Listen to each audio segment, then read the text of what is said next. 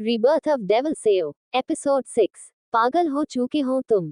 Mister Rajput ने जाते हुए त्रिजल को देखकर गुस्से में चीखते हुए कहा। लेकिन त्रिजल ने ना ही उनकी बातों को सुना और ना ही अपने कदमों को रोका, जिसने मिस्टर राजपूत को और भी ज्यादा गुस्से में भर दिया। उसकी इस हरकत पर मिस्टर राजपूत मिसेज राजपूत पर चिल्लाते हुए बोले, संभालो, समझाओ अपने बेटे को, वरना आगे तुम्हारी औलाद जिंदा रहने के काबिल नहीं रहेगी। ये कहकर वो फौरन बाहर की ओर निकल गए। दूसरी तरफ अक्ष अपने कमरे में लैपटॉप पर काम करने की कोशिश कर रहा था, लेकिन उसका फोकस काम की जगह बार बार इनायत पर लगा हुआ था। उसने फ्रस्ट्रेशन में गुर्राते हुए अपना लैपटॉप फेंका और सामने लगे कॉफी टेबल को काफी तेज लात मारा, जिससे टेबल कुछ दूर पर खिसका। तुम्हें एक बार भी मेरी याद नहीं आ रही? उसने गुस्से खड़े होकर बालकनी के बंद डोर के पास सामने आकर स्मोक करना शुरू कर दिया। वो खुद को शांत करने की लाख कोशिश कर रहा था, पर इनायत का उसके सामने होना ही एकमात्र रास्ता था जिससे वो खुद को शांत कर सकता था। इतने में अक्ष का फोन वाइब्रेट हुआ। उसने पहले इग्नोर किया, पर वाइब्रेशन ऑफ होने के कुछ वक्त बाद अचानक ना जाने उसके दिल में क्या आया, उसने स्मोक करना बंद कर अपना फोन चेक किया। अक्ष ने जैसे नोटिफिकेशन में देखा तो उसका चेहरा कुछ संजीदा हुआ। उसने फौरन अपने कदम कमरे से बाहर की ओर तेजी से बढ़ा दिए। जैसे जैसे अक्ष नीचे की तरफ बढ़ रहा था, उसके कानों में कुछ जानी पहचानी मीठी सी गीत की आवाज बढ़ती जा रही थी। हाँ, हर घड़ी, हर पहर, हर दिशा में तुम हो, मैं देखती हूँ जिधर। मैं मुस्कुरा के तुम्हें जान भी ये दे दूं, तुम मांग लो जो अगर। हाँ, हर घड़ी, हर पहर। सीढ़ियों पर आकर एकदम से अक्ष के कदम थमे। उसने नीचे हॉल में देखा, जहां विश, शानू, नूरवी के बीच दिवाक्ष इनायत को अपनी बाहों में लिए काफी रोमांटिकली डांस कर रहा था। छोटी सी इनायत को अपनी बाहों में भरे दिवाक्ष किसी ब्यूटीफुल लवेबल कपल की तरह डांस कर रहा था और इनायत इसके होठों पर बेहद खूबसूरत मुस्कुराहट खिली थी। मीठी मीठी धुन गुनगुनाते हुए उसके मैग्नेटिक होंठ हिल रहे थे। वहीं ओजस गिटार प्ले कर रहा था और मिराज मुंह बनाकर बैठा हुआ था। वजह दिवाक्ष ने उसे पीटकर इनायत से दूर कर दिया था।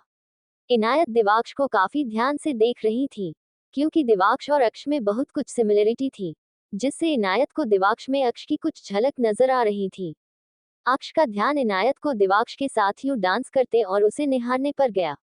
उसने चिढ़कर दिवाक्ष की तरफ तेज कदम बढ़ाए, पर अगले ही पल वो रुका। उसकी नजर विश पर गई। अगर उसने गलती से भी इनायत या दिवाक्ष के साथ कुछ हार्श बर्ताव किया तो जाहिर था विश उससे हद से ज्यादा नाराज हो जाती, जो वो बिल्कुल नहीं करना चाहता था। उसने फौरन धीरे से अपने आप को इनायत की नजरों किया, ताकि इनायत खुद ब खुद दिवाक्ष से दूर हो जाए। हुआ भी ऐसे ही। इनायत के चेहरे की मुस्कुराहट, उसकी मासूमियत, उसकी खुशी, सब कुछ अक्ष को देखकर पलक झपकते गायब हो गई। उसे रुका हुआ देख दिवाक्ष बोला, भाभी जान। इतने में उसकी नजर भी सरकते हुए अक्ष पर पड़ी। उसकी आंखें सिकुड़ गई। उसने मुंह बनाते हुए कहा, भाभी जान आप कंटिन्यू करो, भाई शायद कहीं जा रहे हैं, उन्हें इग्नोर करो और मुझ पर फोकस करो। अक्ष दिवाक्ष को जानलेवा नजरों से घूरता हुआ विश के पास आया और उसे पीछे से अपनी बाहों में भरता हुआ बोला, मम्मा। विश ने धीरे से तिरछी नजरों से अक्ष को देखा और हल्की मुस्कुराहट के साथ बोली, थैंक यू बेबी, मुझे इतनी प्यारी बहू देने के लिए। अक्ष की नजर फौरन इनायत पर गई, जिससे दिवाक्ष चिपका हुआ था और इनायत ने अपनी नजरों के साथ साथ सिर भी झुकाया हुआ था। आर यू रियली हैप्पी मम्मा? अक्ष ने इनायत की पलकों को गहरी नजरों से घूरा। विश मुस्कुराते हुए बोली, बहुत ज्यादा। जवाब के साथ विश ने उसके बालों को चूमा। इतने में दिवाक्ष इनायत के कंधे पर अपनी चिन टिकाते हुए बोला, भाभी जान आप ना मुझसे ज्यादा प्यार करना, क्योंकि मम्मा हमेशा बड़े भाई को ज्यादा प्यार करती हैं। आप थोड़ा कम करेगी तो उन्हें चलेगा, लेकिन मुझे प्यार की ज्यादा जरूरत है। अक्ष का खून खौल उठा, पर अफसोस वो लाचार था। वही विश का भी मुंह बना। हाँ ठीक है, आपको ऐसा लगता है ना, तो अब आप अपनी भाभी जान से ही मम्मा और भाभी का प्यार लीजिए। दिवाक्ष ने झट से अक्ष से पूछा, भाई आपको कोई प्रॉब्लम तो नहीं? शानू बोली, बिल्कुल नहीं, भला अक्ष को क्या प्रॉब्लम होगी? क्यों, अक्ष सही कहा ना मैंने? अक्ष ने कोई जवाब नहीं दिया। उसने विश से पूछा, मम्मा मुझे उसे कहीं बाहर लेकर जाना है। विश ने एक नजर अक्ष को देखा, फिर इनायत को, जो अक्ष को ही सवालिया नजरों से देख रही थी। फिर उसने अक्ष को देख पूछा, कहाँ? अक्ष ने गहरी सांस छोड़ी, कुछ काम है? हम ठीक है जाओ। विश ने हामी भरी ही थी कि अचानक दिवाक्ष भागता हुआ अक्ष के पास आया और उसके बाजुओं को पकड़ लटकता हुआ बोला, भाई भाई मुझे भी आपके साथ बाहर जाना है, मुझे भी भाभी जा। वो अपनी बात पूरी करता उससे पहले उसकी जबान बीच में अटकी। अक्ष ने उसे ऐसे घूरा जैसे अगले ही पल उसकी जबान खींचकर उसके हाथों में दे दे। उसने फौरन सख्त लहजे में दिवाक्ष से कहा, जाकर अपना काम करो, सिर्फ एकेडमी से वापस आए हो, पढ़ाई पूरी नहीं हुई अभी तुम्हारी। दिवाक्ष विश को पकड़ते हुए बेचारगी से बोला, मम्मा। विश बोली, जिद नहीं। अक्ष झुका और विश के बालों को चूमता हुआ बोला, थैंक यू मम्मा। इनायत के पास आते ही उसने इनायत का हाथ पकड़ा और बाहर की ओर लेकर निकला। इनायत को अपने आप को ढंग से सही करने का मौका भी नहीं मिला था। सिट। अक्ष ने इनायत के लिए कार का दरवाजा खोला और इशारे से अंदर बैठने को कहा। इनायत उसे हिचकिचाहट से देखते हुए चुपचाप बैठ गई। कुछ ही देर में उनकी कार खुराना पैलेस से दूर निकली। अक्ष खामोशी से ड्राइव करता हुआ सामने की तरफ बिल्कुल संजीदा होकर कुछ सोच रहा था। वहीं इनायत वो अपनी उंगलियों को आपस में उलझाते हुए बार बार घबराहट से अक्ष की ओर देखती, उसका दिल सहमा हुआ था। ना जाने क्यों उसे डर लग रहा था कि कहीं अक्ष उससे नाराज तो नहीं। इस सोच के पीछे भी उसके पास वजह थी। वो अक्ष से पूछना चाहती थी, बताना चाहती थी, उसे समझाना चाहती थी। कुछ पूछना है। एकदम से अक्ष की सख्त आवाज ने इनायत को कंपा दिया। उसने फौरन नजरें झुकाई। इनायत की खामोशी देख अक्ष ने उस बार अपना गुस्सा जाहिर किया, कुछ पूछ रहा हूं मैं। इनायत ने फौरन अपना सिरना में हिलाया और विंडो से बाहर झांकने लगी। अक्ष ने गहरी सांस ली। उनकी कार सुपरमार्केट के बाहर आकर रुकी। इनायत सवालिया नजरों से अक्ष को देखने लगी। अक्ष कार से बाहर आया और उसकी तरफ का डोर ओपन कर उसे सख्त नजरों से घूरने लगा। इनायत ने नजरें झुकाए अपने कदम बाहर लिए। अक्ष ने एक बार फिर इनायत का हाथ थामा और अपने फेस पर मास्क लगाए वो सुपरमार्केट की ओर बढ़ने लगा। लेविश और एक्सपेंसिव चीजों की वजह से मशहूर ये सुपरमार्केट काफी प्लश था, जिस वजह से काफी कम लेकिन हाई क्लास फैमिली वहां शॉपिंग करने के लिए आई हुई थी। इनायत को कुछ समझ नहीं आ रहा था कि आखिर अक्ष उसे यहाँ किस वजह से लाया था। अक्ष सीधा अंदर आया और फीमेल एक्सेसरीज की ओर बढ़ा। उसने सबसे पहले इनायत को अपने आगे कर उसकी पीठ को अपने सीने से सटाया और शॉपिंग ट्रॉली को इनायत के सामने कर इनायत के हाथों को उस पर रख इनायत के हाथों को अपने हाथों की पकड़ मजबूत कर आगे बढ़ने लगा। इनायत बिल्कुल डरी सहमी भीगी बिल्ली की तरह सिकुड़ी हुई अक्ष के सीने में सिमटी हुई थी। अक्ष ने इनायत के लिए पैड्स लिए जो कि इनायत यूज किया करती थी।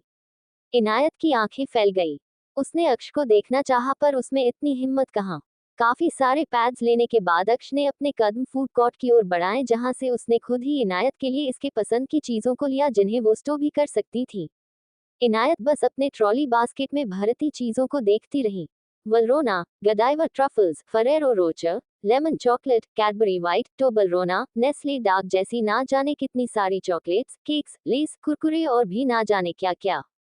लगभग पूरी ट्रॉली बास्केट फुल होने पर थी। इनायत कुछ कह भी नहीं सकती थी।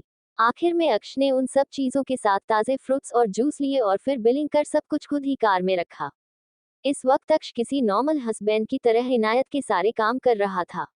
आसपास से गुजरी औरतें और लड़कियां अक्ष को देख अपने पतियों और बॉयफ्रेंड से शिकायतें करती हुई उससे सीख लेने की बातें सुना रही थी। अक्ष ने इनायत का हाथ पकड़ उसे कार में बैठाया।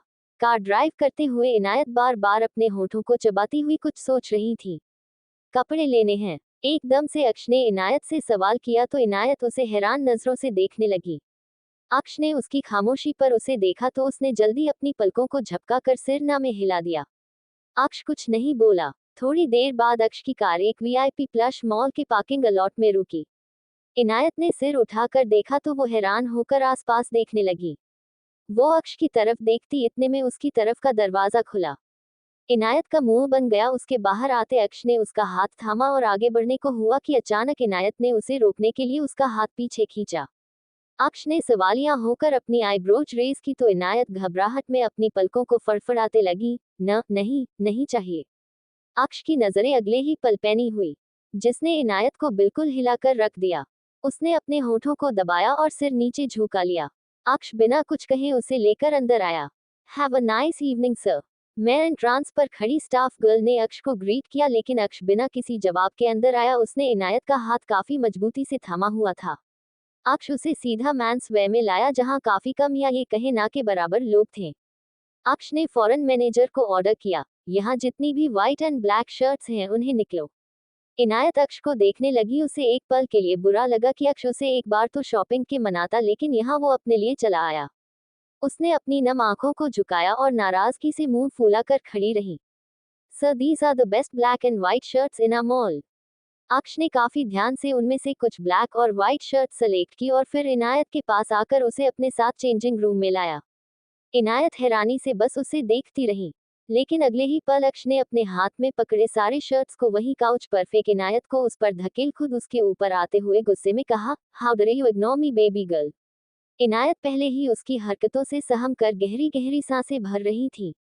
उसने घबराई नजरों से अक्ष को देखा। अक्ष ने इनायत के गले को पकड़ उसके चेहरे की ओर अपना चेहरा धसाया और एक एक अल्फाज चबाते हुए बोला, जानती हो ना बर्दाश्त नहीं कर सकता, फिर भी तुमने मुझे इग्नोर किया। क्यों? इनायत सहमी हुई कांपते हुए अक्ष को देख रही थी। आंसर मी डैम इट, अक्ष लगभग चिल्लाया, उसकी आवाज पूरे चेंजिंग रूम में गूंजी। वहीं इनायत ने अपना चेहरा उसके सीने में छुपा लिया। अक्ष ने अगले ही पल इनायत के बालों को पकड़ ऊपर की तरफ किया, मेरा होना काफी नहीं है तुम्हारे लिए? क्यों तुम उसके साथ खुश रहती हो? उतनी खुशी तब क्यों नहीं नजर आती इन आंखों में जब मैं होता हूँ? इनायत की आंखों में दर्द की वजह से आंसू छलक आए थे। होंठ दर्द से कांपने लगे थे, लेकिन अक्ष का गुस्सा इस बार जलन बनकर उसे जला रहा था। दूसरी तरफ विशु माँ प्रॉमिस मैं उसे लेकर आऊंगा। सिड कार ड्राइव करता हुआ कॉल पर विश को मनाने की कोशिश कर रहा था, लेकिन विश थी कि वो इस वक्त उससे हद से ज्यादा खफा थी। उसने सिड को धमकी दी, ठीक है, लेकिन अगर मैंने अवनी से सुना कि आपने फिर उसे रुलाया या फिर कुछ बुरा भला कहा तो फिर आप देखना मैं आपसे कभी बात नहीं करूंगी। विश की बातों से अचानक सिड की आंखें सिकुड़ी। उसने दांत पीसते हुए सोचा, इसकी तो इसने फिर से, अब छोड़ूंगा नहीं इसे, चाहे जो हो जाए, इस बार इसे अच्छा सबक सिखा कर रहूंगा। विशु माँ आपको अब मुझसे ज्यादा उस पर भरोसा है, सिड मायूसी से बोला। तो विश ने भी सीधा सपाट जवाब दिया, आपने ही मजबूरी किया है। खैर अब जल्दी वापस आइए। ये बोलकर विश ने कॉल रखा तो सिड बच्चों की तरह मुंह सिकुड़ता हुआ मन ही मन बुड़बुड़ाया हुआ अवनी को कोसने लगा। तभी उसकी नजर एक बड़े से ज्वेलरी शॉप पर पड़ी। उसकी रफ्तार आहिस्ता आहिस्ता धीमी पड़ने लगी। कुछ सोचकर उसने कार रोड के साइड में पार्क किया और शॉप की ओर बढ़ गया। Good evening sir, how can we serve you? Shop के मालिक ने सिड से काफी पोलाइटली पूछा। सिड अपने होठों पर जबान फेरता हुआ अपनी नजरों को इधर उधर घुमाने लगा। उसने धीरे से गहरी सांस ली और बोला, वेडिंग रिंग। शॉप के मालिक ने पूछा, ओके, आप मुझे अपनी चॉइस बता दीजिए, हम आपको उसी अकॉर्डिंग डिजाइन्स दिखा देंगे। सिड ने कुछ सोचकर उसे कुछ सजेशंस दिए, तो शॉप के मालिक ने उसे कई सारे यूनिक और ब्यूटीफुल से डिजाइन्स दिखाए। काफी रिजेक्शन के बाद आखिरकार सिड को एक रिंग पसंद आई जो काफी हल्की और छोटी सी थी, पर डिजाइन सबसे अलग और एलिगेंट था। This, pack it up, Sid ने फौरन कहा। तो शॉप मालिक ने सिर हिलाकर जवाब दिया, यस ऑफ कोर्स। कुछ देर बाद सिड रिंग लेकर शॉप से बाहर निकला और जैसी रोड क्रॉस करके अपनी कार के ड्राइविंग डोर को खोलने को हुआ, एकदम से उसकी नजर बगल के हल्के ब्लैक ग्लास डोर पर पड़ी, जहां से अंदर का कुछ पार्ट नजर आ रहा था, लेकिन पूरी तरह साफ नहीं। पर जितना भी था सिड के लिए काफी था। उसने फौरन अपना फोन निकाला और किसी को नंबर डायल किया, पर कॉल आउट ऑफ नेटवर्क बताने से उसने गुस्से में रिंग अंदर फेंकी और कार का डोर बंद कर सामने रेस्टोरेंट की ओर तेज भारी कदमों से बढ़ा। जाहिर था वो गुस्से में आग बबूला था। अंदर आते ही सिड की जानलेवा नजर उसी जगह पर पहुंची जहां अवनी इस वक्त एक लड़के के साथ बैठी हुई थी। अवनी का चेहरा उसकी तरफ था और लड़के का चेहरा अवनी की तरफ, और पीठ सिड की तरफ। अवनी उस लड़के से बात करते हुए बार बार ब्लश कर रही थी और ब्लश करते हुए वो धीरे से शर्मा भी रही थी। वहीं उस लड़के ने अवनी के चेहरे पर आते बालों की लटों को सुझाने लगा। ये देख सिड की मुठ्ठियां कस गई। उसने आव देखा ना ताव और तेज तूफान की तरह उन दोनों की तरफ बढ़ा। वहीं अक्ष इस वक्त अपनी इनसिक्योरिटी में हमेशा की तरह इनायत को हट कर रहा था। Will you ignore me now? Hmm, answer me baby girl. Inayat गहरी गहरी सांस भरते हुए अक्ष के कंधों पर कसे शर्ट को मुट्ठियों में भरकर अपने नाखूनों को बुरी तरह अक्ष के कंधे पर धंसा रही थी। आंखों के किनारों से फिसलते आंसू, बिखरे हुए बाल, पसीने से तर चेहरा जो लाल पसीजता हुआ सा लग रहा था। इनायत के होंठ बुरी तरह से सूख चुके थे। उसके बदन पर लिपटी साड़ी वही फ्लो पर अक्ष के कदमों में फैली हुई थी और अक्ष उसके ऊपर अपना दबाव बनाए लेटा था। छोटी सी इनायत सिर्फ ब्लाउज और पेटीकोट में दुबकी हुई थी। इनायत अपनी बेकाबू सांसों को रफ्तार में बढ़ते छोड़ जवाब दिया, न नहीं। अक्ष ने इस बार अपने हाथ को इनायत के सेंसिटिव एरिया से निकालकर उसकी खुली नाजुक कमर पर रखकर आहिस्ता आहिस्ता अपने आप से सटाया और खुद को उसके नाजुक बदन पर दबाते हुए उसके गले पर होठों को रखा। आहिस्ता से इनायत की स्किन को तेजी से दबाना शुरू किया। इनायत के होठों से गहरी आह निकली। अक्ष इनायत के करीब होकर खुद को बेकाबू कर चुका था। अक्ष इनायत के गले और गर्दन पर गहरे निशान छोड़ता हुआ उसे सजा दिए जा रहा था। वहीं इनायत उस दर्द को बिल्कुल भी सहन नहीं कर पा रही थी। एकदम से अक्ष ने इनायत के ऊपर से हटते हुए गहराई से हौंकना शुरू किया और झटके से इनायत की साड़ी को फ्लो से उठाकर इनायत के करीब आया। उसने इनायत को साड़ी में लपेटा और उसे अपने सीने से कसकर लगाया। इस वक्त वो इनायत के कदमों में घुटनों के बल बैठा हुआ अपनी तेज सांसें संभाल रहा था। वहीं इनायत से हटते हुए उसकी बाहों में कसी सिसक रही थी। अपने आप को संभाल कर अक्ष ने फौरन इनायत के चेहरे को थाम अपने सामने किया। Baby, did you get hurt? Did I hurt you too much? Show me. Aksh बेचैनी और बेसब्री से इनायत के गर्दन और गले के आसपास बने गहरे निशानों को अपना हाथ घुमाकर देखने लगा। इनायत की आंखों से बेतहाशा आंसुओं की बूंदें बरसने लगी। उसने अपना चेहरा अक्ष के गले में छुपाया और बस सब कुछ भूल बच्चों की तरह रोने लगी। अक्ष को अपने आप पर गुस्सा आया, लेकिन अफसोस वो दक्ष नहीं था जो इनायत से माफी मांगे या फिर अपनी गलती कबूल कर ले। उसने बस आंखें बंद कर गहरी सांस खींची और इनायत को अपनी बाहों में भर लिया। उसने एक बार भी इनायत को रोने से नहीं रोका। एकदम से उसकी नजर अपनी उंगलियों पर गई, जिन पर कुछ लिक्विड सा था। उसने अपने होठों को दबाया। कुछ पल रुककर वो इनायत को लीजिए खड़ा हुआ। शश, स्टॉप क्राइंग, ये बोलकर उसने इनायत को अपने से अलग किया। इनायत ने अपना सिर इस कदर झुकाया हुआ था जैसे उसकी गर्दन टूट चुकी हो। बस वो यूं ही खड़ी रोती रही। अक्ष ने इनायत को खामोशी से साड़ी पहनाई और फिर उसे अपनी बाहों में लेकर बाहर आया। इनायत ने अपना चेहरा उसके सीने में छुपाया हुआ था। जाते हुए अक्ष ने मैनेजर को ऑर्डर दिया, जितने भी शर्ट्स हैं उन्हें पैक करो। कैफेटेरिया, किसने कहा तुम्हें इसके साथ यहाँ आने के लिए? किससे परमिशन ली तुमने? सिड ने गुस्से में अवनी का बाजू कसकर अपने करीब खींचा और अपने दांत भींच बोला। ओजस ने फौरन अवनी को पकड़ अपने करीब खींचते हुए कहा, मैंने कहा था सिड भाई, आपकी प्रॉब्लम क्या है? आप यहाँ क्या कर रहे हो? आपके पास कोई काम धंधा नहीं है क्या? मेरी प्रॉब्लम तुम बन गए हो, और मेरी मर्जी, मैं जहाँ चाहूँ जाऊँ, काम करूँ चाहे ना करूँ, तुम्हें क्या? सिड चिढ़ता हुआ ओजस पर भड़का। ओजस कुछ जवाब देता उससे पहले ही अवनी हर्क में आई। उसने सिड से अपना बाजू छुड़ाते हुए कहा, क्यों चिल्ला रहे हैं आप इन पर? आपकी प्रॉब्लम तो हर सामने वाला इंसान होता है। उसकी बात सुनकर सिड की पकड़ कसी तो अवनी दर्द से सिसकते हुए बोली, क्या कर रहे हैं? हाथ छोड़िए हमारा, हमें दर्द हो रहा है। अच्छा, दर्द हो रहा है? अभी दर्द हुआ ही कहाँ है? तुम्हें तो दर्द मैं दूंगा। सिड एक एक लफ्ज चबाता हुआ गुस्से में बोला। अवनी उसकी बात सुनकर बिल्कुल स्तंभित हो गई। ओजस सिड के बाजुओं से लटकता हुआ बोला, भाई, बुरी बात, गलत बात, आपको भाभी के साथ ऐसे रूड बिहेव नहीं करना चाहिए। देखो भाभी को कितना पेन हो रहा है, छोड़ दो ना। अगर आपने नहीं छोड़ा तो मैं दिवाक्ष भाई को बोलूंगा। सिड की आंखें गुस्से में सिकुड़ गई। तो तुम्हें लगता है मैं उससे डरता हूँ? सच में नहीं डरते? ओजस ने आंखें घुमाई। सिड और भी ज्यादा चिढ़ गया। उसने फौरन अपना हाथ झटका और अवनी को खींचता हुआ बाहर ले जाने लगा। ओजस चिल्लाता हुआ उसके पीछे भागा, सिड भाई रुको, रुको भाभी, और मेरी डेट अभी पूरी नहीं हुई भाई। क्या कर रहे हैं आप? हमारा हाथ छोड़िए, हमें दर्द हो रहा है ना। इधर अवनी भी दर्द भरी आवाज में बोली। लेकिन सिड को कोई फर्क नहीं पड़ा। कैफे में मौजूद लोग उन्हें आंखें फाड़े हैरानी से देख रहे थे। ये तो सिद्धार्थ अशोका है ना, अभी अभी आए मूवी का मेन लीड हीरो। ओ गॉड, कितना हैंडसम और चार्मिंग है यार, ये तो स्क्रीन से भी ज्यादा हॉट रियल लाइफ में लगता है। OMG, एक लड़की अपने पास बैठे अपनी फ्रेंड से बोली। इतने में पीछे से किसी के चिल्लाने की आवाज आए, hey Siddharth, Siddharth, you are really hot, actually you look stunning darling. Sid इतने गुस्से में था कि उसने इस आवाज पर बिल्कुल भी असर नहीं दिया। लेकिन अवनी, उसने फौरन पलट कर पीछे देखा तो उसकी नजर उस लड़की पर गई जो खड़ी हुई अब भी बेशर्मी से सिड के बारे में खुलेआम चीख चीख कर बोल रही थी। ओजस का ध्यान भी जा चुका था। उसने अवनी से कहा, भाभी आप अब समझ, भाई यहाँ आपसे मिलने नहीं बल्कि अपनी गर्लफ्रेंड से मिलने आए थे, और वो आपसे इसलिए गुस्सा है क्योंकि आप उनके डेट के बीच चली आई। तीनों ही अब तक बाहर आ चुके थे। ओजस की बकवास बात सुनकर सिड एकदम से रुका। बकवास बंद करो अपनी। ओजस फौरन झेपकर अवनी के पीछे छुपा और बोला, बकवास नहीं है तो बताओ, बताओ अगर मैं बकवास कर रहा हूँ तो आप यहाँ क्या कर रहे हो और किसने बताया आपको कि भाभी मेरे साथ डेट पर आई हैं?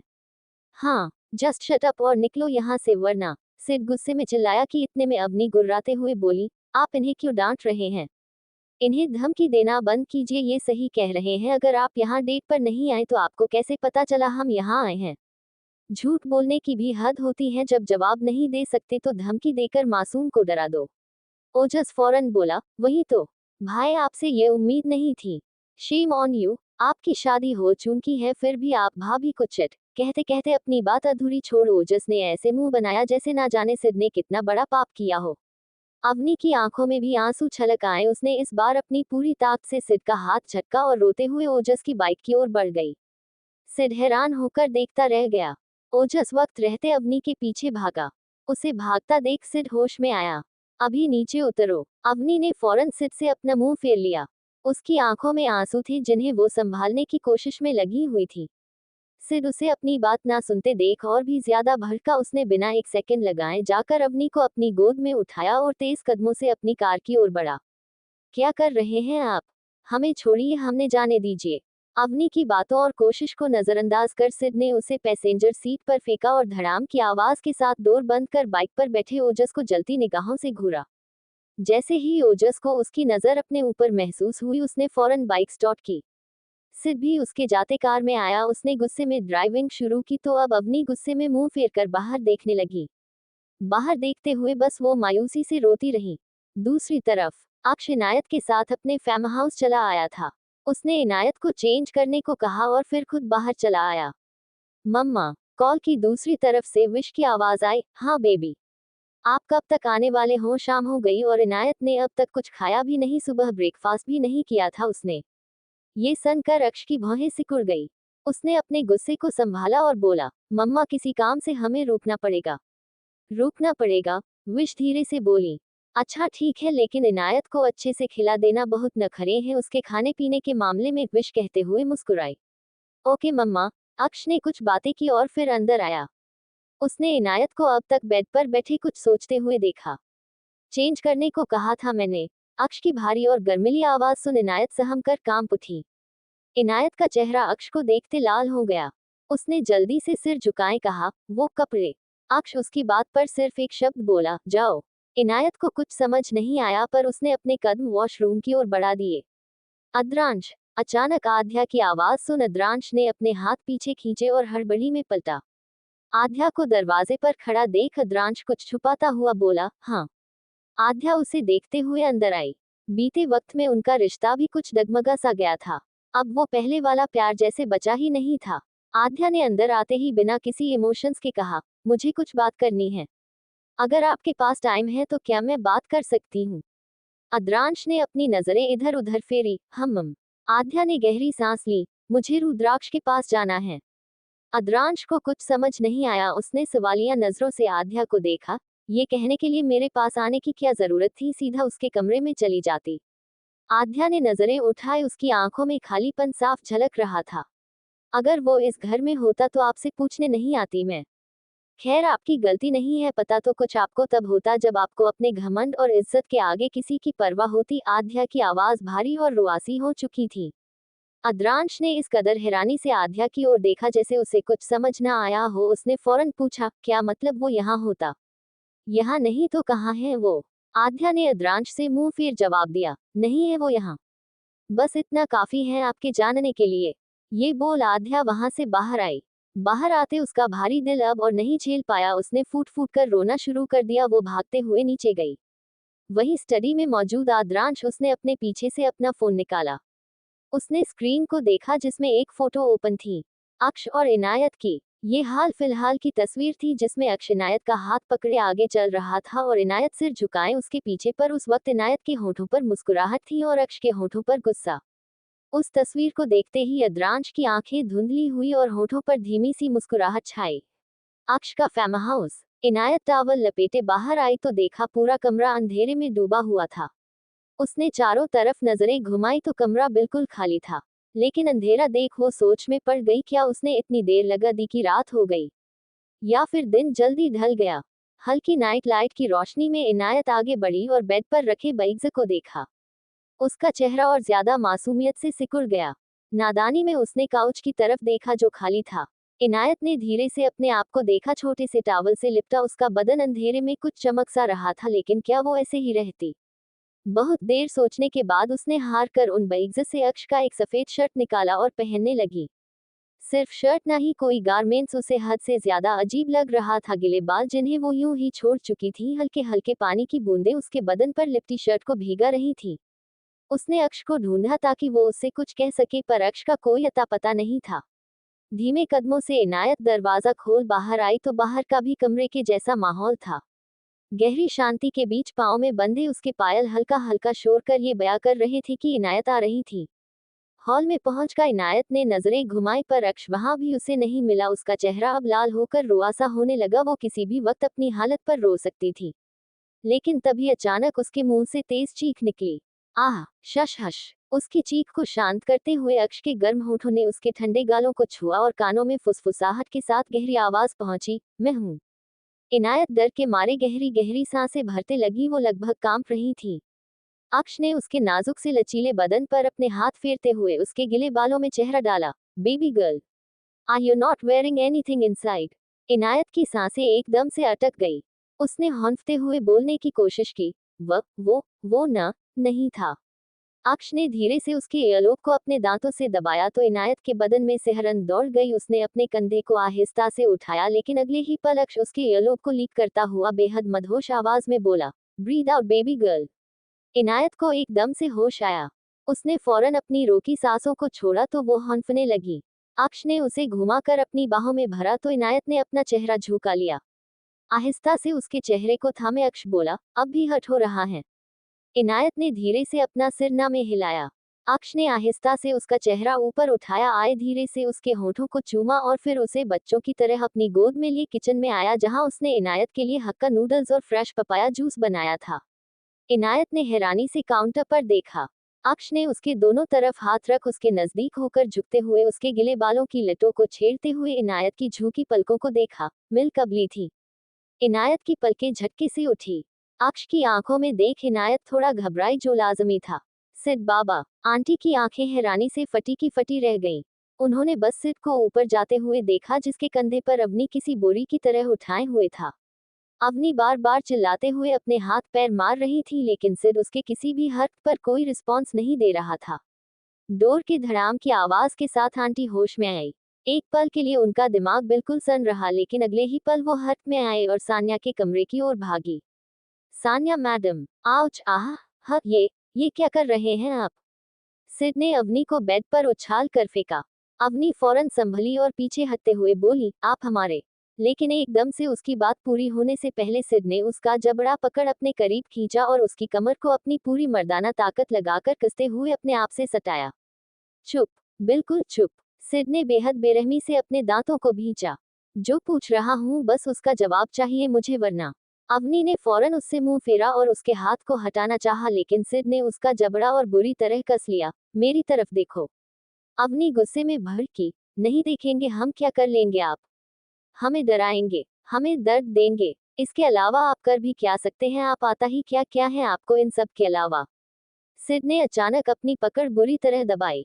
आह! अवनी के दर्द भरे चेहरे को देखते हुए सिड एक अल्फाज चबाता हुआ बोला, हाँ नहीं आता तो क्या? इसका मतलब तुम किसी भी एरे गैरे के साथ कहीं भी जाओगी?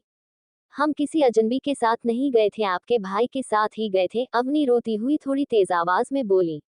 उसकी बातों से उफना हुआ सिड और भी ज्यादा उफन गया। उसने भी फौरन अवनी की धकेला और गरजते हुए बोला, अच्छा तो बताओ। बताओ कितना जानती हो मेरी भाइयों को?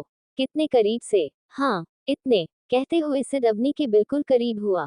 उसकी हरकत से अवनी सहम गई। सिड उसके और ज्यादा नजदीक होते हुए बेरहमी से बोला, या इतने?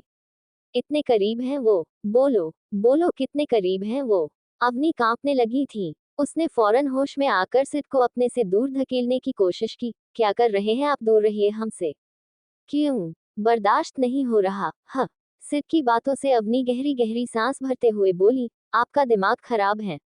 सिड ने खींचकर अवनी को अपने आप से चिपकाया। हाँ, हो गया है मेरा दिमाग खराब तो। बोलो तो। अवनी बुरी तरह कांपने लगी। सिड गुस्से में किसी शैतान की तरह लग रहा था। उसने पहली बार सिड को इतने बुरे तरह से गुस्से में देखा था। पर ना जाने क्यों डर के बावजूद भी सिड को देख अवनी का दिल तेजी से धड़क रहा था। उसकी आंखों में अब भी नमी थी, होंठ कपकपा रहे थे और चेहरा रोने की वजह लाल, जो बेहद अट्रैक्टिव लग रहा था। अचानक सिड ने अवनी की गर्दन पीछे से पकड़ी और झटके से उसके होठों को अपने सख्त होठों के कब्जे में भरकर बेहद वाइल्डली चूमा। अवनी इस हद से संभल नहीं पाए और पीछे बेड पर गिरी। उसके गिरते ही सिड भी उसके ऊपर गिरा, जिस वजह से एक पल के लिए अवनी के मुंह से एक सिडक्टिव आह निकली। सिड का भारी भरकम बदन नाजुक सी अवनी का बदन लगभग टूटता हुआ महसूस हुआ। वहीं उसे अपने होठों पर भी इस वक्त इस कदर दर्द का एहसास हो रहा था जैसे लाखों हजारों चींटियों का समूह उसके होठों को काट रहा हो। सिड इस वक्त बुरी तरह गुस्से में पागल था। उसे कोई होश नहीं था कि आखिर वो अवनी के साथ किस तरह का सलूक कर रहा था। सिड कभी उसके अपर लिप को दबाव के साथ चूमता तो कभी लोअर लिप को अपने अंगूठे से दबाकर बाइट कर रहा था। अवनी की दबी दबी सिसकियां गहरी से उनके होठों के दरमियां ही दब कर सिमट जा रही थी। वहीं दरवाजे पर खड़ी आंटी और सान्या अपनी आंखें फाड़े उन दोनों को इस हालत में देख रही थी। दोनों के ही होश इस वक्त बुरी तरह उड़े हुए थे। अचानक सान्या होश में आई। उसने हड़बड़ी में अपनी नजरें इधर उधर फेरी और आंटी का हाथ पकड़ उन्हें वहां से लेकर हटी। हॉल में अपने सिर पर हाथ रख काउच पर गिरते हुए सान्या ने गहरी सांस ली। हे भगवान, ये दोनों! इतने में आंटी मरी हुई आवाज में मिमियाते हुए बोली, मुझे माफ करिए बड़ी मैडम, सच में मुझे नहीं पता था वहां वो सब हो रहा होगा। वो तो सिर्फ बाबा अवनी बेबी को इतने गुस्से में लेकर गए तो मुझे लगा। सान्या ने बस अपना चेहरा अपने हाथों में समेटकर छुपाया। कुछ पल बाद उसने आंटी से कहा, आप एक काम कीजिए, सबको कह दिए कि कोई भी सर्वेंट उनके कमरे में ना जाए। आंटी ने हामी भरी। इधर इनायत का चेहरा डर से सफेद पड़ चुका था। अक्ष गुर्राते हुए उसके जबड़े को पकड़ ऊपर उठाकर उसके करीब झुका। इनायत की धड़कनों की रफ्तार एक मर्तबा और रफ्तार में धड़कने लगी और सांसों की गहराई उसके चेहरे की रंगत को सुर्ख पर सुर्ख करती गई।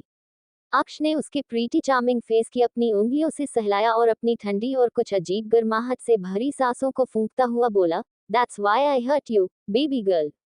तुम्हारी यही लापरवाही मुझसे बर्दाश्त नहीं। बेहिसाब गुस्सा दिलाती हैं मुझे तुम्हारी ये बचकानी हरकतें। इनायत की पलकें फड़फड़ाने लगी, होंठों कांपने लगे। वो अपने सलाइवा को निगलना चाहती थी लेकिन अफसोस उसमें हिम्मत नहीं हो पा रही थी। अगले ही पल अक्ष इनायत से अलग हुआ। उसने इनायत की गोद में बाउल रखा और फिर अपने हाथों से उसकी तरफ फॉक्स स्पून को उसके होठों के सामने किया। जब तक मैं खुद अपने हाथ ना रोकूं तुम्हारा मुंह नहीं रोकना चाहिए। इनायत की बड़ी बड़ी आंखें और भी ज्यादा बड़ी हो गई। अक्ष ने उसके एक्सप्रेशंस देखकर अपनी आईब्रोज ऊपर उठाई तो इनायत ने पलकें झुका ली। इनायत चुपचाप बाइट्स लेने लगी। अक्ष भी उसके सामने खड़ा उसे बाइट खिलाता रहा। इनायत का मुंह अब बुरी तरह लाल पड़ने लगा। उसका मुंह किसी छोटे बच्चे की तरह ऐसी हालत में होने लगा जैसे वो किसी भी वक्त रो देगी। आंखों में मासूमियत और मायूसी लिए वो बार बार जबरदस्ती मुंह चलाते हुए अक्ष को देख रही थी। वो बस इंतजार कर रही थी कि कब अक्ष उसे खाने से रोकेगा, लेकिन अक्ष के एक्सप्रेशंस उसके चेहरे को देख ऐसा कुछ लग ही नहीं रहा था कि वो उसे रोकने के मूड में भी था। उसने धीरे से अपने हाथ को पेट पर रख हल्का सा अपने आप को सीधा किया तो अक्ष की गहरी नजर उस पर जमी। उसकी नजरों को पाते ही इनायत बुरी तरह से जम गई। उसने छोटा सा मुंह बनाया। लाजमी अगर कोई और अक्ष की जगह होता तो इनायत का इतना क्यूट एक्सप्रेशन देख पिघल कर पागल हो जाता, लेकिन अफसोस उस पत्थर दिल का दिल जरा भी नहीं पिघला। लगभग पूरा 2 बाउल खत्म होने को था। इनायत ने अब हिम्मत कर अक्ष के कमर पर कसे बैट की अपने हाथ में पकड़ा। अक्ष ने नजरें उठाए। इनायत ने अपनी पलकों को झपकाया। अक्ष इमोशनलेस बोला, बस यही। इनायत ने ऐसे अपने बदन को ढीला छोड़ा जैसे वो बता रही हो कि अगर उसने अब खाया तो वो मर जाएगी। उसकी हरकत पर अक्ष ने आंखें छोटी कर उसे घूरा। इनायत की आंखों में आंसू भर आए। ये देख अक्ष ने अब गहरी सांस ली और फिर खुद एक बड़ा बाइट अपने मुंह में लिया। इनायत ये देख थोड़ी खुश तो हुई, लेकिन अगले ही पल उसका पूरा बदन जैसे अकड़ कर कांप सा गया। उसने फौरन अक्ष के कंधों को थाम लिया। अक्ष इनायत की आंखों में देखता हुआ उसके होठों के साथ नूडल्स खा रहा था, साथ ही साथ अपनी जबान से इनायत के होठों के भीतर भी उन्हें पहुंचा रहा था, जिससे इनायत का मुंह बन गया। वो अच्छी तरह समझ गई कि आखिर अक्ष क्या करना चाहता था। उसने अब अपनी आंखों की बड़ी नजाकत से बंद कर अक्ष के होठों से अपने होठों को जोड़े ही उन्हें हट में किया। इनायत के होठों की हट ने अक्ष के होठों पर चूमने का काम किया, जिसे महसूस कर अक्ष आहिस्ता से मुस्कुराया और अब अपनी आंखें बंद कर उसने इनायत का चेहरा पीछे से अपनी तरफ और भी कसकर धकेला और पूरी शिद्दत से उसके होठों पर दबाव बनाने लगा। शाम के वक्त एक कार खुराना पैलेस के पार्किंग में आकर रुकी। ड्राइविंग से निकल सिड अवनी की तरफ पहुंचता तब तक अवनी कार से बाहर निकल आई। सिड ने गुस्से में अवनी का हाथ पकड़ना चाहा, लेकिन अवनी ने अपना हाथ पीछे खींच आगे की तरफ बढ़ना चाहा, लेकिन अगले ही पल सिड ने अवनी की कलाई पकड़ अपने करीब खींचा और उसकी कमर को पकड़ दबाते हुए कार से सटाया। चाहती क्या हो ये कि मैं यहाँ भी तुम्हारा तमाशा बनाऊं? सिड अपने दांत किटकिटाते हुए गुस्से में बोला। अवनी ने लंबी लंबी सांसें भरते हुए कहा, इतनी मेहरबानी के लिए आपका शुक्रिया, लेकिन हम सिर्फ ये चाहते हैं कि आप हमसे दूर रहें, हमारे करीब ना आएं और ना ही हमसे बात करें। सुन लिया आपने, अब छोड़िए हमें। सिड का गुस्सा उसके बर्दाश्त से बाहर होता गया। उसने बस अपने दांतों को भींचा और फिर अवनी की बातों को नजरअंदाज कर अवनी को धमकाया, एक बात कान खोलकर सुनो, अगर तुमने उन तीनों के करीब जाने की कोशिश भी की तो मुझसे बुरा कोई नहीं होगा, समझी तुम? कहते ही सिड ने अवनी की झटका और एक बार उससे मुंह फेर कर गहरी सांस ली। अगले ही पल उसने अवनी का हाथ थामा और बुरी तरह सख्त लहजे में आगे बढ़ता हुआ बोला, आंसू साफ करो अपने। अवनी सुबकते हुए एक नजर सिड को देख वापस अपने आंसुओं को साफ कर उससे मुंह फेर चलने लगी। राजपूत पैलेस। कुछ पता चला कहाँ है त्रिजल? मिसेज राजपूत ने अंदर आते मिस्टर राजपूत के कोट को पकड़ उनसे हड़बड़ी में सवाल किया। मिस्टर राजपूत ने बिना किसी जवाब के उनसे अपना कोट छुड़ाने की कोशिश की, लेकिन मिसेज राजपूत ने अपनी पकड़ मजबूत करते हुए उन्होंने तेज आवाज में मिस्टर राजपूत से पूछा, बोलिए ना, कहाँ है त्रिजल? कुछ पता चला? आप बोलते क्यों नहीं कुछ? क्या बोलूं? नहीं, नहीं मिला तुम्हारा बेटा, और न ही मैं उसे ढूंढना चाहता हूँ। छोड़ दो उसे उसकी हालत पर। मिस्टर राजपूत के यूं चिल्लाने पर मिसेज राजपूत कांप गई। उन्होंने अपने कदम पीछे खींच लिए और मिस्टर राजपूत उन्हें छोड़ बगल से अंदर की ओर बढ़ गए। आ गई मिलकर। अचानक विला में कदम रखते ही अद्रांश की आवाज ने आध्या के कदम बांध लिए। आध्या ने नजरें उठाई तो कुछ दूरी पर अद्रांश उसे सोफे पर बैठा मैगजीन पढ़ता हुआ नजर आया। उसने गहरी सांस ली और अंदर आते हुए बोली, हाँ। अद्रांश ने मैगजीन नीचे रखी और अब पलटकर आध्या को देखा। क्यों गया वो यहाँ से? क्या मैंने उसे यहाँ से जाने के लिए कहा था? अचानक आध्या रुकी। उसने पलटकर अद्रांश को देखा। उसकी आंखों में गुस्सा और आंसू दोनों एक साथ साफ साफ नजर आ रहे थे। तो आपने क्या कहा था? अद्रांश अपनी जगह से खड़ा हुआ। आध्या आगे आए और बोली, आपको फ्रिक करने की जरूरत नहीं है, आपके पास आपका चलता फिरता रोबोट हमेशा रहेगा। करता है वो काम, और शायद आपको जानकर हैरानी होगी, लेकिन फिर भी आपको बताना चाहती हूँ। कहते हुए आध्या व्यंग अंदाज में मुस्कुराए और आगे बोली, लेकिन फिर भी मैं आपको बताना चाहूंगी, मेरे बेटे ने अपना खुद का एक सुकून से भरा घर लिया है, जहां वो अपनी आने वाली जिंदगी में अपनी बीवी के साथ सुकून से रह सकता है। और आप इस बात की गलत फहमी में मत रहना कि उसने ये सब आपकी दौलत पर किया है, बल्कि उसने सब कुछ अपनी बदौलत पर हासिल किया है। एक बात और जानना चाहेंगे अद्रांश? इनायत मेरी बेटी, वो भी बहुत खुश है अपने प्यार के साथ। इतना बोलते ही आध्या की जबान लड़खड़ाई। इतने वक्त से जो वो अपने आप को संभाले खड़ी थी, अब वो और बर्दाश्त नहीं कर पाए और रोते हुए अपने कमरे की ओर भागी। उसे जाता देख अद्रांश, जो अब तक चुप था, उसने अपनी मुट्ठियां कस ली। आंखों में पानी का कुछ कतरा नजर भी आया, लेकिन अगले पल उसने उन्हें कहीं छुपा सा लिया और तेज कदमों से वही बने बार की तरफ अपने कदम बढ़ाए। अवनी को काफी वक्त से यूं खामोश देख विश थोड़ा सा हैरान हुई। उसने अवनी के पास आकर कहा, अवनी बेटा, आप जरा मेरे साथ आएगी, मुझे कुछ काम है। अवनी ने विश को देख अपना सिर हिलाया। जी। विश उसे अपने साथ किचन में लाई। अवनी कुछ कहती उससे पहले ही विश ने उसका हाथ थाम काफी प्यार से पूछा, क्या बात है अवनी, आप ठीक तो है ना? कोई बात हुई है क्या? आपका चेहरा इतना उतरा हुआ क्यों है, और सिर वो भी आज कुछ सही नहीं लग रहा, क्या हुआ? अवनी ने कोशिश तो की छुपाने की, लेकिन उससे नहीं हो पाया। अगले ही पल वो विश के गले से लिपट कर फफक कर रो पड़ी। विश का शक जैसे अब सही साबित हो चुका था। वही बाहर आहार्य नीचे आया। उसे बाहर जाते देख अंश ने पीछे से टोकते हुए पूछा, आहार्य तुम कहाँ जा रहे हो? आहार्य एकदम से रुका। उसने पलटकर अंश को देखा तो वो उसे अपनी आईब्रोज रेज करता हुआ देख रहा था। वो मैं एक इम्पोर्टेंट काम के लिए जा रहा था, बस जल्दी आ जाऊंगा, आहार्य ने बेहद तेजी से झूठ बोला। जिस पर तेजस ने इविल स्माइल पास करते हुए पूछा, इम्पोर्टेंट काम, वो भी घर के कपड़ों में? आहार्य की नजर अगले ही पल अपने ऊपर पड़ी। उसकी आंखें भींच गई। उसने फौरन निचले होंठ को दांतों से दबाया। शानू ने तेजी से तेजस के कंधों पर पिंच करते हुए कहा, क्यों उसे परेशान कर रहे हो, जाने दो, और इतना ही ध्यान रखने का शौक है तो अपने बच्चे पर दो। गार्ड से उसकी बाइक लेकर बिना बताए घर से निकला था। क्या? तेजस हैरानी से बोला। शानू ने मुंह बनाया। चिल्लाओ मत। कहाँ है वो? तेजस ने पूछा। तो शानू बोली, कहाँ होंगे तीनों? अगर शांति है तो समझ जाओ। अंश मुंह बनाए बोला, इसलिए तो मैं नहीं चाहता था ये तीनों यहाँ आए, अब भुगतो। उसकी बात सुन नूरवी आंखें सिकोड़े बोली, अच्छा, लेकिन उनके ना होने के बावजूद भी तुम थे, उनकी कमी पूरी करने के लिए वो तो तीन होकर कुछ करते हैं, लेकिन तुम उन तीनों के बराबर एक हो। अवनी विश के साथ वापस आई तो सिर की नजर अवनी पर जम गई। उसने गुर्राते हुए बस अपनी के लाल चेहरे को देखा। वो बखूबी समझ चुका था कि अवनी उस वक्त रोई थी। ये एहसास होते ही सिर की मुट्ठियां कस गई और दांत भींच गए। अवनी तुम यहाँ बैठो। विश ने उसे अपने साइड वाले कुर्सी पर इशारा किया जो लाजमी सिर से दूरी पर था। सिर की भौहें सिकुड़ गई, पर उसने कुछ कहा नहीं। दक्ष ने विश की तरफ देखा, पत्नी, तुम्हारा छोटा बच्चा कहाँ है? विश उसके पास आए और उसे डिनर सर्व करते हुए बोली, अपने कमरे में है। आपने उससे क्या कहा? मैंने, दक्ष ने भौहें चढ़ाई। तो विश ने मुंह बनाए जवाब दिया, अब अनजान मत बनिए जैसे आपको कुछ पता ही ना हो। अच्छे से पता है, जरूर आपने उसे कुछ कहा है, तभी तो वो तब से मुंह फुलाए कमरे में है। दक्ष की आंखें सिकुड़ गई। उसने चिड़ी हुई आवाज में कहा, गलती उसकी थी, दूध पीता बच्चा नहीं है वो। विश का मुंह बन गया। वो बड़बड़ाई, ये बात आप पर भी लागू होती है। पत्नी तुम, दक्ष उसकी बात पर भड़कने को हुआ, लेकिन अगले ही पल विश ने उसे टोका, हाँ अब मेरी तारीफ आप बाद में करना, मैं पहले अपने लाडले को मना कर आती हूँ। दक्ष उसकी हरकत पर एकदम से अपने निचले होंठ को दबाकर हंसने लगा। विश भी आगे बढ़ते हुए मुस्कुराई। कुछ कदम बढ़ते ही वो रुकी। उसने पलटकर अवनी को देखा जो बस खामोशी से बैठी अपने प्लेट को देख रही थी। कुछ सोचकर विश ने अवनी को आवाज दिया, अवनी बेटा आप भी आओ मेरे साथ, अकेले मैं तीन तीन शैतानों को कैसे संभाल पाऊंगी। अवनी की नजर जो विश पर थी अगले ही पल उसकी बातों पर सिर पर गई।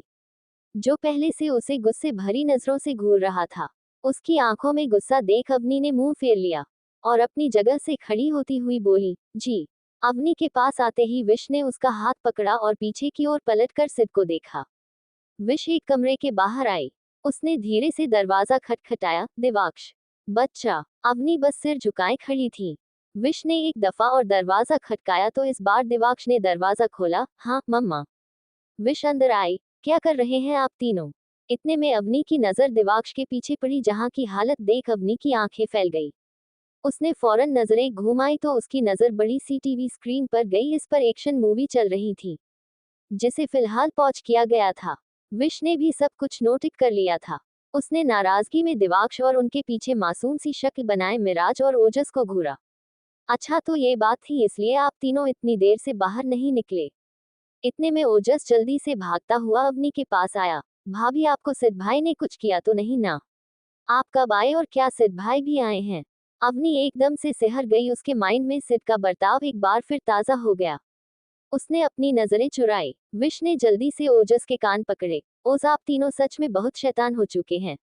जब से आप तीनों आए हैं, कभी आहार्य को तो कभी बेबी को, कभी सिद्धार्थ बेबी को परेशान करे जा रहे हैं। मैं कुछ बोलती नहीं, किसका मतलब ये नहीं कि मुझे कुछ पता नहीं। ओजस अपने कान छुड़ाता हुआ बोला, आह विशु माँ प्लीज नो, गलती हमारी थोड़ी है, हम तो बस दोनों भाई को लेसन सिखा रहे थे। अवनी की नजरें सवालों से भर गई। विश बोली, लेसन? मिराज अपनी जगह से उठा और सीधा विश के पास आया, हाँ विशु माँ, क्योंकि जब हम आए तब हमें पता चला कि सिद्ध भाई अवनी भाभी को बिल्कुल भी पसंद नहीं करते, फिर हमने सोचा कि हम भाई को जलाएंगे। बीच में दिवाक्ष बोला, हाँ और भाई, वो तो कितने अनरोमांटिक हैं, डैडी से कुछ सीखना चाहिए उनको, वो तो कभी अभी भाभी जान को अपनी जान की तरह प्रोटेक्ट नहीं करते। इतने में ओजस बोला, इसलिए हमने सोचा कि अब हम भाभी और रोज भाभी के साथ मिलकर फ्लर्ट करेंगे ताकि दोनों भाई उनके लिए पॉजिटिव हो सके। उन तीनों की बातों ने अवनी और विश के होश उड़ा दिए थे। उनकी आंखें फैल चुकी थीं। अगले ही पल विश ने अपना माथा पकड़ तीनों की सदमे से देखा, तुम तीनों।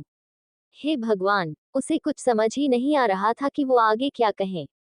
कुछ देर बाद पांचों नीचे पहुंचे। दिवाक्ष विश से लिपटा हुआ उससे बातें करता हुआ आगे की तरफ बढ़ रहा था और पीछे ओजस अवनी को पकड़े। अवनी ने भी ओजस के बाजुओं को ऐसे हक किया हुआ था जैसे वो दोनों ही कपल हो। इस वक्त अवनी के होठों पर बड़ी सी खूबसूरत मुस्कुराहट खिली हुई थी। मिराज अपने फोन में कुछ करता हुआ आगे बढ़ता जा रहा था। Daddy, I am angry with you, Divaksh ने आगे आकर अपना चेहरा हिलाया। दक्ष ने बिना किसी इमोशंस जवाब दिया, ग्रेट डैडी। दिवाक्ष गुस्से में पैर पटकता हुआ झुंझलाया तो दक्ष ने उसे आंखें दिखाते हुए कहा, मुंह बंद करो अपना। दिवाक्ष फौरन विश के बाहों में छुप गया। विश ने दक्ष को मुंह बना कर घूरा। मिराज चुपचाप अंश और नूरवी के बीच आकर बैठा। ओजस ने अवनी के लिए कुर्सी पीछे खींचते हुए कहा, भाभी आप यहाँ बैठो। अवनी मुस्कुराए और अपने बालों को कान के पीछे करते हुए बोली, थैंक यू ओज। ओजस ने फौरन अवनी का हाथ पकड़ अपने होठों से छूते हुए रोमांटिकली जवाब दिया, माय प्लेजर भाभी। शानू और तेजस अपने बेटे की करतूत पर बिल्कुल हैरान आंखें फाड़े बैठे हुए थे। वहीं सिड उसका तो जैसे गुस्से से पारा बढ़ता जा रहा था। विश से चिपका हुआ दिवाक्ष उसकी हालत देख टेढ़ी अंदाज में शैतानों की तरह मुस्कुराया। इतने में अंश तेजस की शर्ट को खींचता हुआ बोला, ओ भाई तेजस तेरा बेटा कुछ ज्यादा फास्ट नहीं हो रहा। भाभी को गर्लफ्रेंड जैसी ट्रीटमेंट हजम नहीं हो रहा कुछ। नूरवी भी हैरान लहजे में बोली, हाँ। शानू, चुप करो दोनों, शानू चिढ़ते हुए बोली। उसने ओजस को घूरा और गुर्राते हुए बोली, ओस क्या हो रहा है ये सब। ओजस ने फौरन नजरें शानू पर की, कुछ भी तो नहीं मम्मा क्यों। शानू ने अपने दांत दबाए और गहरी सांस छोड़ बोली, शीज योर भाभी। ओजस को साफ साफ समझ आया, लेकिन उसने फिर भी नादानी में अपना चेहरा अवनी की ओर घुमाया और बड़ी मासूमियत से वापस शानू को देख बोला, आई नो मम्मा। इतने ने विश बोली, अनवीदी आप क्यों उसकी डांट रही है, बच्चा है ना वो। शानू का मुंह खुला का खुला रह गया। वहीं सिड ने अब गुस्से में अपना खाना छोड़ते हुए भरी लहजे में कहा, मुझे कुछ इंपॉर्टेंट काम याद आ गया, मैं बस अभी आया। ये बोल वो जाने को हुआ कि एकदम से नूर भी बोली, लेकिन इस टाइम तो विश ने भी काफी नॉर्मल बिहेव करते हुए कहा, हाँ। सिद्धार्थ आप अभी कहीं नहीं जाएंगे, चुपचाप पहले डिनर कीजिए, फिर बाद में कोई बाकी काम। सिड ने अवनी को देखा जो खुशी खुशी ओजस के लिए डिनर सर्व कर रही थी और ओजस एक केयरिंग पार्टनर की तरह अवनी की केयर करता हुआ उसे अपनी प्लेट से बाइट निकाल कर खिला रहा था। अवनी को उसके रहने ना रहने को फर्क ना पड़ता देख सिड चिढ़ गया। उसने गुस्से में मुंह फेर विश को जवाब दिया, विशु माँ बस एक कॉल अटेंड करके आया। जवाब देने के बाद इसने किसी की कोई बात नहीं सुनी और सीधा पैलेस से बाहर निकल गया। उसे जाते देख अंश सोचता हुआ बोला, इसे क्या हुआ है, आज कुछ अजीब बिहेव कर रहा है। नूर भी बोली, हाँ अवनी, कुछ बात हुई है क्या। तुम दोनों यहाँ आए तब भी दोनों का मूड कुछ सही नहीं था और अब भी कोई लड़ाई हुई। इतने में शानू गुर्राते हुए ओजस को घूर के बोली, सब इस लड़के की वजह से इतना बड़ा हो गया और फिर भी अकल नहीं। अवनी तुम तो समझदार हो और इनसे बड़ी भी, अगर ये अपनी हद पार करते हैं तो तुम इन्हें कुछ भी बोलने का हक रखती हो। तेजस शानू को गुस्से में देख अब चुपचाप सिर झुका कर बैठ गया। वो जानता था अगर उसने गलती से भी चाहे उसकी साइड लेकर ओजस को डांटने की कोशिश की तो भी शानू उस पर ही भड़कने वाली थी, और अगर गलती से भी उसने ओजस की साइड की तो भी वो शानू का ही शिकार बनने वाला था। विश ने शानू को शांत किया और फिर उसे सारी बातें बताने लगी। इधर बाहर सिड गार्डन के एक कोने में खड़ा गुस्से में सिगरेट के लंबे और गहरे गहरे कश खींच रहा था। उसकी आंखों के सामने अवनी का ओजस के साथ मुस्कुराता हुआ चेहरा और दिमाग में ओजस के साथ उसकी फ्रेम मानो उसे पागल बना रही थी। वो लगभग हाफ रहा था। सिड ने झटके से सिगरेट फेंक अपना पंच पास में ही पेड़ पर तेजी से मारा, जिससे पेड़ काफी बुरी तरह हिला। सूखे पत्तों का ढेर एकाएक उसके ऊपर गिरा। वो मुझे अवॉइड कैसे कर सकती हैं? कैसे उसे मेरे होने ना होने से कोई फर्क नहीं पड़ सकता? आह! सिड बुरी तरह चीखा। उसने अपने बालों को मुट्ठियों में भींचकर अपने आप को घुटनों पर झुका लिया। मुझे फर्क पड़ रहा है। हाँ, I can't tolerate it. She is mine, my wife, only mine. अगले ही पल अचानक सिड बिल्कुल खामोश हो गया। उसने गहरी गहरी सांसें ली। उसने अपने सवाल किया, लेकिन क्यों? क्यों मुझे उससे फर्क पड़ रहा है? सिड अपने ही जज्बातों में उलझा हुआ था। दूसरी तरफ फार्म हाउस में अक्ष और इनायत दिनकर एक दूसरे के साथ बेड में कंबल में लिपटे हुए बैठे थे। अक्ष की गोद में उसकी बाहों में सिमट कर बैठी इनायत का सिर पीछे की तरफ अक्ष के सीने पर रखे लेटी हुई थी और अक्ष उसे अपनी बाहों में कसे। दोनों इस वक्त खाली कमरे में बिना किसी शोर के खामोशी से बैठे हुए थे। अक्ष शायद कुछ सोच रहा था और इनायत उसकी आंखें भारी हो रही थी। अचानक अक्ष की आवाज सुन इनायत हड़बड़ी में जागी। तुम्हारे पीरियड्स कब आएंगे? इनायत ने सिर घुमाकर सवालिया नजरों से अक्ष को देखा। अक्ष ने उसके चेहरे के एक्सप्रेशंस देख उसके सामने अपना फोन करते हुए पूछा, पिछली बार यही डेट थी ना? इनायत अक्ष के फोन को देख काफी ज्यादा हैरान हुई। अक्ष ने उसके लिए पीरियड ऐप पर उसके पीरियड्स के बारे में सारी इंफॉर्मेशन सेव कर रखी थी। ये एक ऐसा ऐप था जो हमें हमारे पीरियड डेट के बारे में रिमांड करा देता था, जिसके साथ ही नीचे अक्ष ने पीरियड्स में इनायत को होने वाली एलर्जी और उसके यूजफुल चीजों की लिस्ट भी काफी प्रॉपर तरीके से सेव कर रखी थी। बिल्कुल वैसे जैसे अक्ष अपनी किसी इंपॉर्टेंट फाइल को रखता था।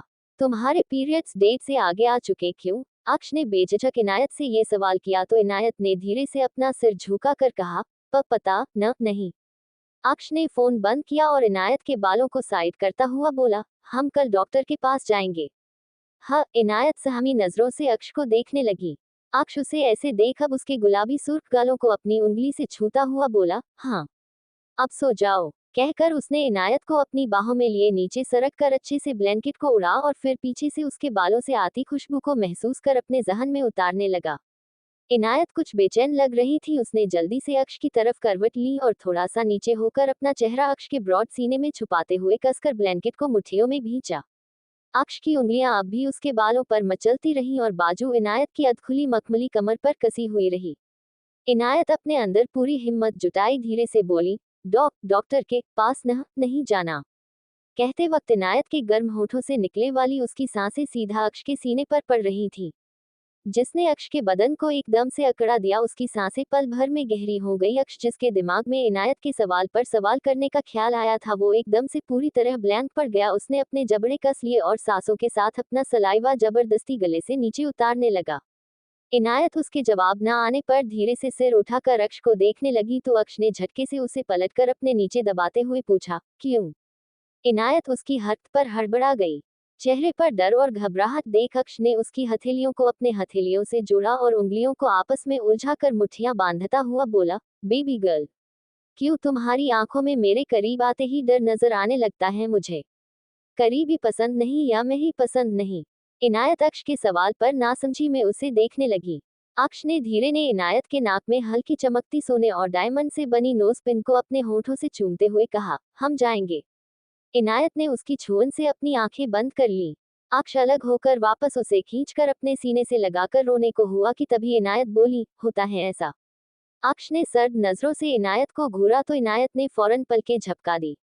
उसने लड़खड़ाती आवाज में कहा, वो कभी लेट आते हैं। कहते हुए इनायत का चेहरा बिल्कुल किसी सुर्ख लाल चेरी के जैसे चमकने लगा था। लाजमी उसे शर्म तो आनी ही थी। अक्ष ने इस बार अपने अंगूठे को उसके निचले होंठ के पास दिए अपने निशान को सहलाते हुए पूछा, पहले भी ऐसा हुआ है? इनायत ने बस धीरे से अपना सिर हिला दिया। अक्ष ने गहरी सांस ली और इनायत को अपने आगोश में भर कर बोला, सो जाओ।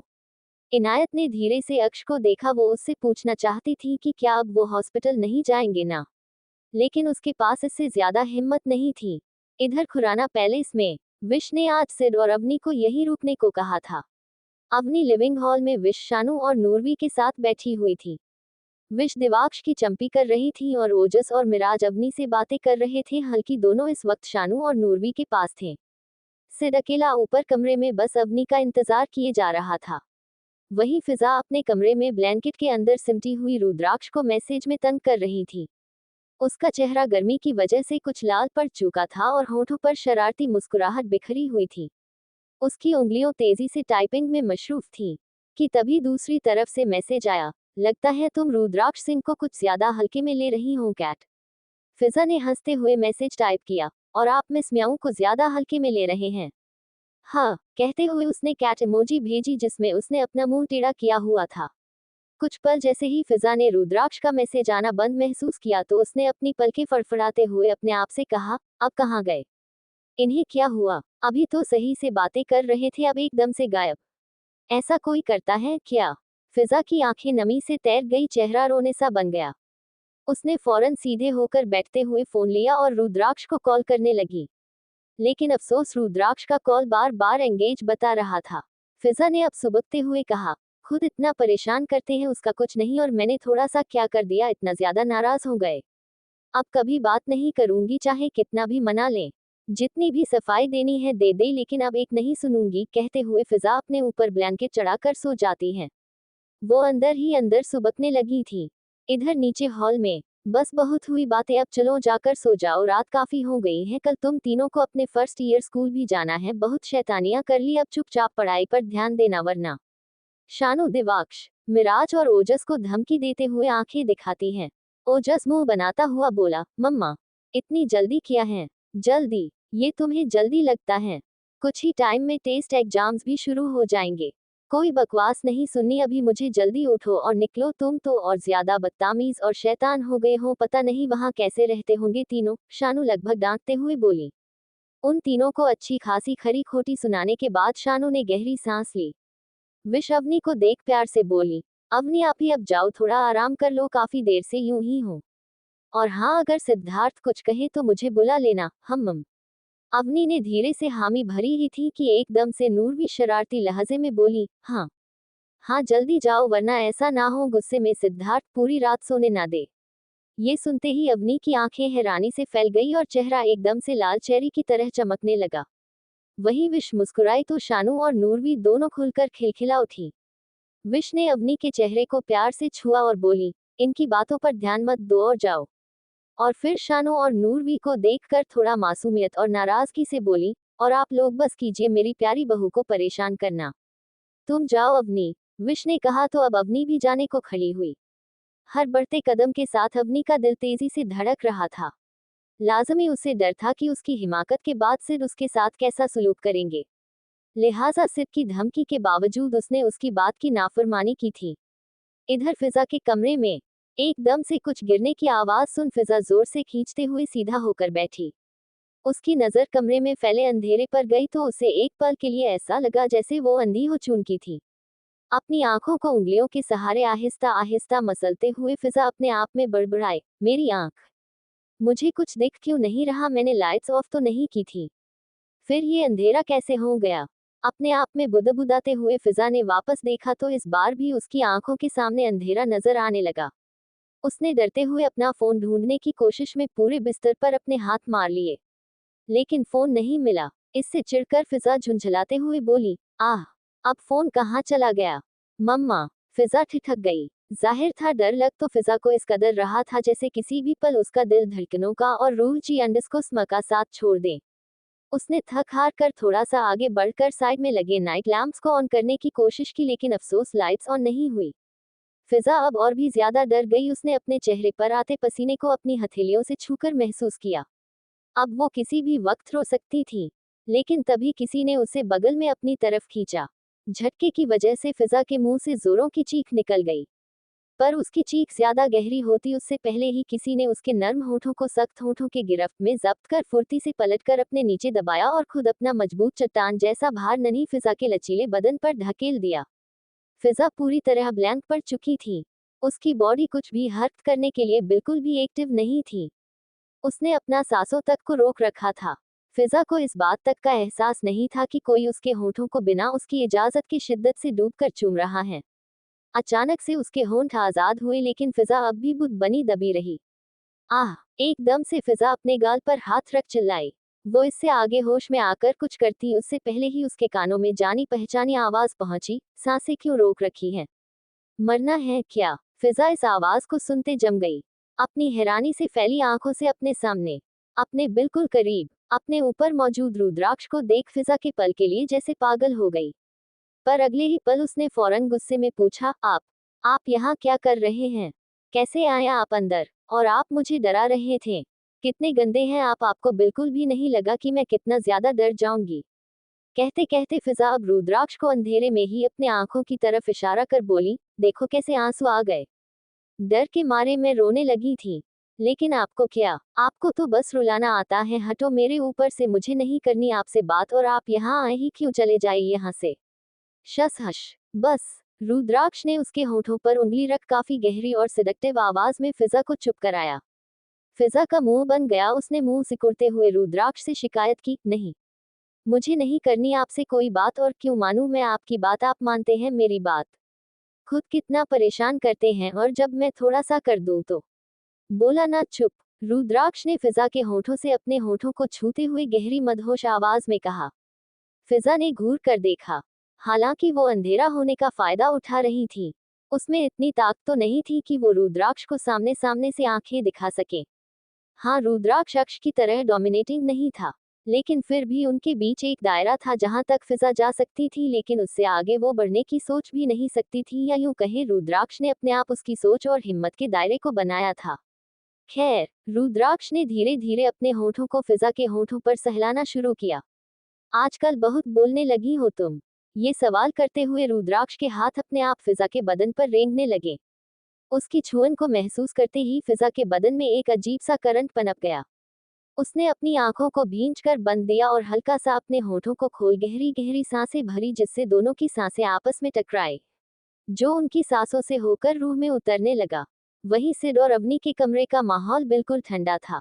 सिड ने जानबूझकर एग का टेम्परेचर हाई किया हुआ था और खुद पूरा एक डबल बेड ब्लैंकेट को पूरी तरह अपने आप से लपेटकर मुंह के बल बेड के बीचों बीच सोया हुआ था। उसे देख साफ पता चल रहा था कि वो सो चुका है, लेकिन हकीकत कुछ और ही था। अवनी काफी देर से बेड के किनारे खड़ी टुकुर टुकुर सिड को घूर रही थी। उसने मुंह बनाते हुए अपने आप से कहा, कोई इतना जिद्दी कैसे हो सकता? भगवान जी, पति देना ही था तो कोई अच्छा और समझदार पति देते हमें, क्यों आप हमेशा हमारे साथ नाइंसाफी करते हैं? पति के बदले बच्चा पकड़ा दिया हमें। जहाँ सारी पत्नियां अपने पति से अपने नखरे उठवाती हैं, लेकिन यहाँ तो हमें अपने ही पति के नखरे झेलने पड़ रहे हैं। बड़बड़ाते हुए अवनी ने मुंह बनाया और बोली, हाँ, एक तो खुद हमें रुलाया, कितना भरा बुरा कहा, और हमारे नाराज होने के बदले खुद मुंह फूला कर सोए हैं। माफी तक नहीं मांगी। क्या करें अब? अगर उठाने की कोशिश करेंगे तो आंख खुलते ही काटने को दौड़ेंगे, और नहीं उठाया तो हम इस ठंड में मर जाएंगे। अवनी अपने निचले होंठ को चबाते हुए अपने आप में परेशान सी बड़बड़ाए जा रही थी। कुछ सोचकर अवनी ने गहरी सांस ली और कमरे से बाहर निकल गई। अवनी के जाते ही सिड ने फौरन अपनी आंखें खोली और दरवाजे की तरफ देखा। अब कहाँ गई ये? फिर अगले ही पल अपनी बातों का जवाब देते हुए सिड बोला, हाँ, मुझे क्या, कहीं भी जाएं। कुछ देर बाद अवनी बड़ा सा मोटा ब्लैंकेट खुद ही अपनी बाहों में मुश्किल से थाम कर अंदर आए और काउच पर फेंकते हुए जोर जोर से हौंफने लगी। उसके पसीने छूट चुके थे। अभी जो ठंडी लग रही थी वही ठंडी अब उसे अच्छा लग रहा था। उसने बेड की तरफ देखा और फिर होठों को टेढ़ा कर जल्दी से ब्लैंकेट खोलकर काउच पर ही सो गई। आपको क्या लगता है हम आपसे बातें करने के लिए मरे जा रहे हैं? बिल्कुल नहीं। अब आप बस देखते जाए हम कैसे आपको तड़पाते हैं, बड़े आए। हाँ, इधर फिजा के कमरे में फिजा अब भी रुद्राक्ष के नीचे दबी हुई थी। वही रुद्राक्ष अब शर्टलेस उसके ऊपर छाया हुआ बेपरवाही से उसके गर्दन अपने होठों और जबान की छाप छोड़ता हुआ उसकी उंगलियों के साथ खेल रहा था। फिजा भी पूरी तरह रुद्राक्ष के बहकावे में बहक चुकी थी। रुद्राक्ष इस वक्त रुकने के मूड में नहीं था और ना ही फिजा उसे रोक पा रही थी। आह! फिजा हल्का सा सिसक उठी तो रुद्राक्ष ने उसे छोड़ अपनी बाहों में कसकर उसके बगल में लेटते हुए कहा, अब से मेरी बातें काटने की कोशिश भी मत करना, वरना अभी बस धीरे से काटा है, अगली बार पूरा का पूरा खा जाऊंगा। उसकी बातें सुनकर फिजा मुंह बनाए बोली, मैं कोई खाने की चीज नहीं हूं और मैं तो बस आपसे मजाक कर रही थी। रुद्राक्ष उसके बालों को एक तरफ करता हुआ बोला, मुझे ऐसे मजाक फिर भी मजाक में भी नहीं पसंद। फिजा उसकी आवाज में आए सख्ती और संजीदगी को महसूस कर धीरे से अपनी नजरें उठाकर रुद्राक्ष को देखने की कोशिश करती है, लेकिन अंधेरा होने की वजह से उसे ठीक से कुछ नजर नहीं आता, तो वो बस अपना चेहरा रुद्राक्ष के सीने में छुपाते हुए उसे अपने छोटे छोटे नाजुक बाहों में कसने की कोशिश करते हुए बोली, सॉरी। रुद्राक्ष ने गहरी सांस छोड़ी और उसे अपनी बाहों में समेटते हुए बोला, सो जाओ। आप भी। तभी अचानक ना जाने फिजा के दिमाग में क्या आया, वो झटके से अपना सिर ऊपर उठाकर रुद्राक्ष से बोली, क्या अद्रांश अंकल अब भी आपसे गुस्सा हैं? रुद्राक्ष की बंद आंखें एकदम से खुल गई। वो ऊपर सीलिंग को घूरता हुआ बोला, हम। फिजा के चेहरे पर मायूसी झलक आई। उसने धीरे से पूछा, तो आप अंकल को मनाते क्यों नहीं? आप उनको प्यार से हक दे दो तो देखना वो आपको माफ कर देंगे। रुद्राक्ष ने कोई जवाब ना देकर बस फिजा की उंगलियों के साथ अपनी उंगलियों को उलझाए रखा। फिजा उसकी खामोशी को भाप कर धीरे से उसके सीने पर सिर रखते हुए मायूस आवाज में बोली, अद्रांश अंकल क्यों ऐसा कर रहे हैं? वो तो कितने अच्छे हैं, फिर वो इतना गुस्सा लेकर क्यों बैठे हैं? डिड्डा कितने अच्छे हैं, इन्नू भाभी से भी कितना ज्यादा प्यार करते हैं, ख्याल भी रखते हैं, फिर भी अद्रांश अंकल को डिड्डा पसंद नहीं। क्या वो हमारी भी शादी नहीं होने देंगे? जैसे ही फिजा ने ये कहा, काफी देर से खामोश रुद्राक्ष एकदम से सीधा होकर फिजा के ऊपर एक बार फिर छाया। उसने गुर्राते हुए फिजा से कहा, क्यों नहीं होने देंगे? मैं चाहे दुनिया की हर चीज छोड़ दूं, लेकिन तुम्हें किसी कीमत पर नहीं। चाहे जो हो जाए तुम सिर्फ मेरी रहोगी, मेरी बनकर।